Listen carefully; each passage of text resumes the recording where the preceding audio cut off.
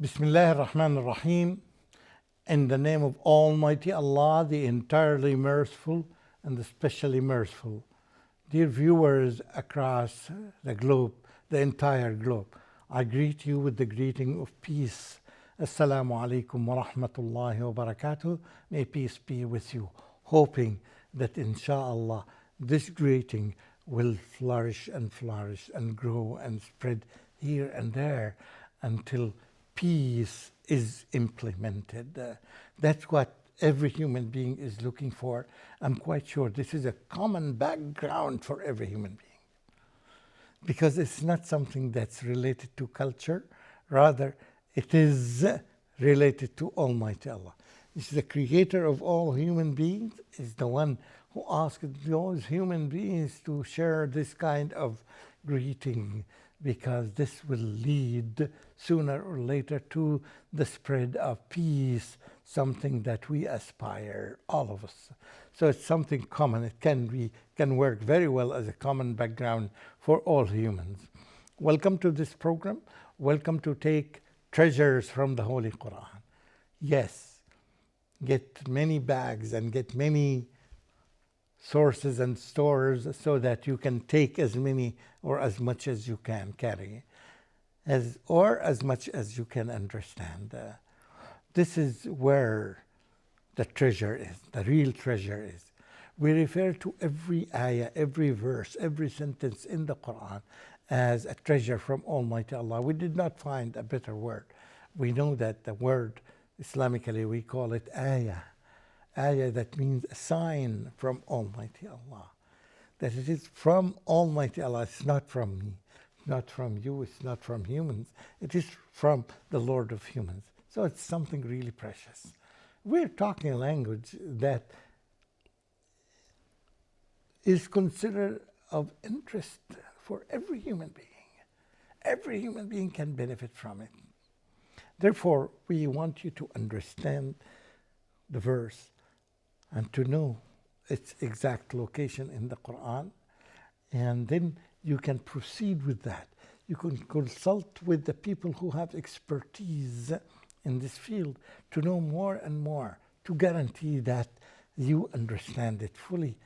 And then after that, you benefit yourself from learning this ayah, and then you share it with other humans.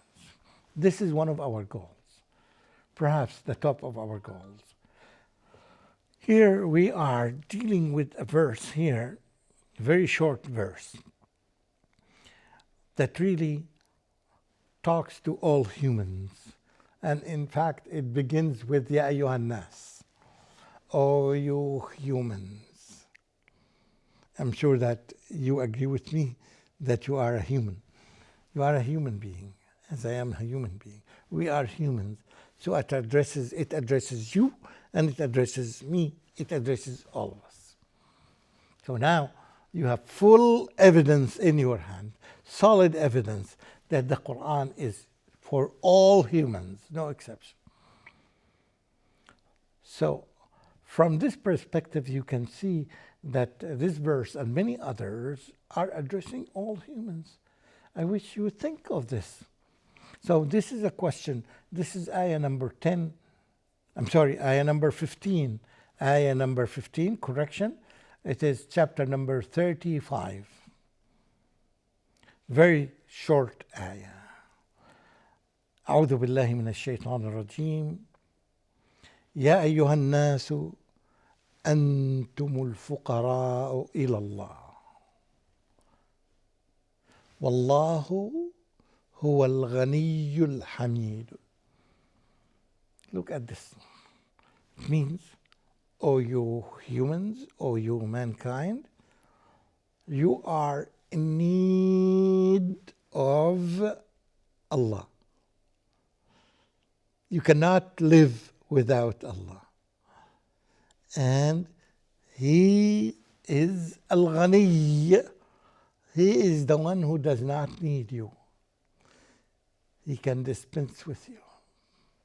He doesn't need your help. And He is Al-Hamid. He is the one to be glorified.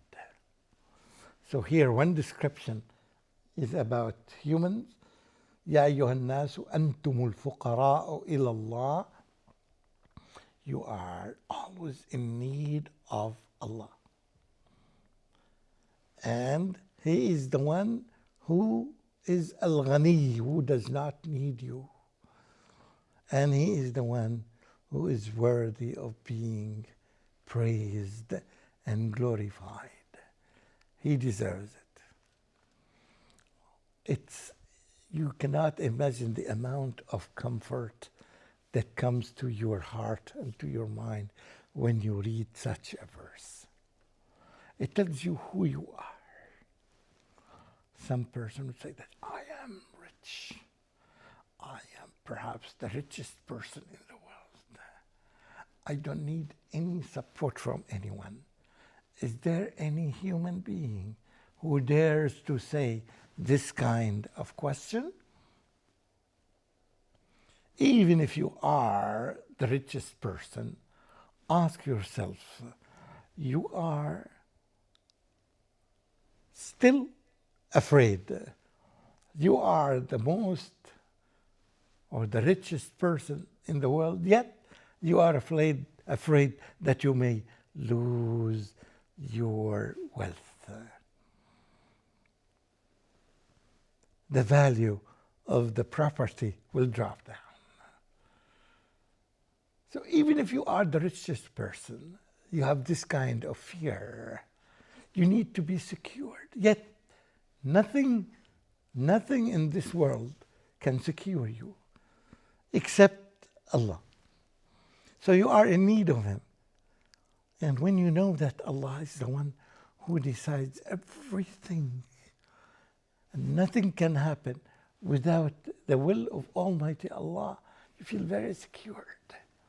You don't need these properties that you have, because you may lose all of them in an hour or in a day or even less than this. This is on the world level. Think of this. You may be the richest person, yet you cannot eat. You are deprived by the advice of the doctors not to eat because you cannot swallow. And if you swallow, you will die. So you are even afraid to eat. You are not secured. You may be afraid that a fire would come and destroys all the cultivation anywhere, or a volcano would come, or an earthquake would come, or a tsunami would happen to your area and would cover and deprive all the people and kill millions, if not more, humans. You are insecure. You are in need of your Lord. You are in need, and there is only one Lord in this universe, whose name is Allah. So you are in need of Allah. Not only what applies to the food, applies to the drink, and applies to security, that tranquility that you need. You need tranquility. You are afraid that the stock market will change. You are afraid that you may lose your children because of the area that they have traveled to. The college they selected is under tsunami or is under volcano, and you are away from them. Even if you are living with them, can you save them? All these are just examples of knowing that you are all the time in need of, not only you as a person, but I'm saying that you as humans, all of you, all of us are in need of Allah. أنتم الفقير إلى الله. Amazingly, by the way, when you read the letters of the people in the first generations, in the second generation, and the third generations, you'll find all of them, they love to sign their letters by saying this statement: Al-Faqiru ilallah. And then he writes his or her name. Al-Faqiru ilallah. I am Faqir ilallah. I am the one who is in need of Allah. All the time they sign this. So they want to help their iman, their belief, to grow up with them by connecting themselves with these ayat. Antum, Allah subhanahu wa ta'ala is telling us, you, all of you, no exception, all of you are in need of Allah.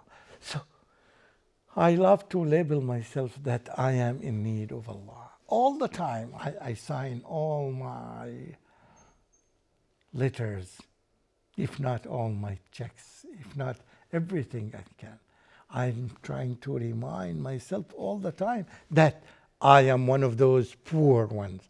I am those ones who are in need of Allah subhanahu wa ta'ala in everything. Just try to imagine an example that why you need Allah. Tell me, show me one example who does not need Allah. I'll give you an example. Allah is the one who controls the entire oxygen on this planet. Tell me how many of you, how many of us can live without oxygen? So oxygen is under control of Allah. Everything that you need, all the foods, all the sustenance, all the drinks, all the kinds of rizq that comes to you is in the hand of Allah, is under His control. Nothing can be an exception. Accordingly, can you live without the support of Allah? Can I live without the support of Allah? Can the richest person in the world, whatever his name or her name is, can he or she live for a minute or two or 5 minutes without the support of Allah? His own oxygen, the own oxygen that I breathe, I inhale, is in the hand of Allah. Allah subhanahu wa ta'ala is the one who controls it. And He controls everything. This feeling, when it spreads, it gives you this security of heart. You feel that you are secured. You feel that you have this high amount of tranquility. Nothing bothers you. As long as your focal point is Allah subhanahu wa ta'ala. You are focusing on worshipping Allah and following His rules, His golden rules, and following His commands and abstaining from the things that He does not want you. Once you fall a victim of your culture or your education or your background, I would say that the incorrect knowledge that you accumulated throughout your entire life, you will start blaming yourself because you did not spend an hour reflecting upon your Creator, seeing the powers that He has, examining the blessings that you acquire from Him, that you get from Him. Tell me, would you blame yourself as everyone is blaming himself for that? If you lose the opportunity, you cannot get it back. If you lose your life, this is the end of my life. I already lived 70 years or 80 years or whatever number of years, and this is the end of it. And you did not know your Creator. You did not know this kind of knowledge that you are in need of Him. You cannot dispense with Him. You cannot live with Him, without Him. In everything in your life, you cannot exist on this planet without Allah subhanahu wa ta'ala.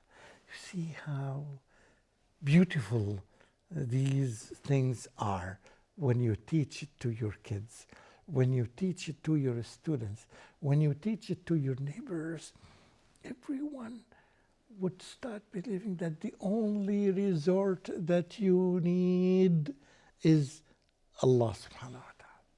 from any worries, from any stress, from any kind of poverty, from the lack of food, from the lack of anything that you are in need of. You cannot live without knowing Allah subhanahu wa ta'ala. That's why when we consult the scholars who have expertise in knowing Allah, according to his book and according to the tradition of our beloved Prophet Muhammad sallallahu alaihi wasallam, they would tell you, and they would all the time tell you, it's the most important thing in your life and in my life and in the life of every creature is to know him. The more you know him, the more you love him, and the more you obey him, and the more you want him to love you. And he does this. He loves you when you obey him. And he would raise the question, why would Allah put some people in hellfire? He doesn't need that. In shakartum wa amantum, in amantum, if you believe in Allah and if you thank Allah for all these, and you become appreciative of what blessings, how many blessings and how many beautiful things they are provided to you by Allah, and you confess this, and you say it from every second that you have an opportunity, say Subhanallah, Subhanallah wa bihamdi, Subhanallah al-Azim, and so on and so forth. The more you glorify Allah and you become more connected with Allah subhanahu wa ta'ala, the more life would become so different to you. It means so differently than the way that you have been brought up. Not everything that you acquired from your family members, even from your parents, are correct or helpful.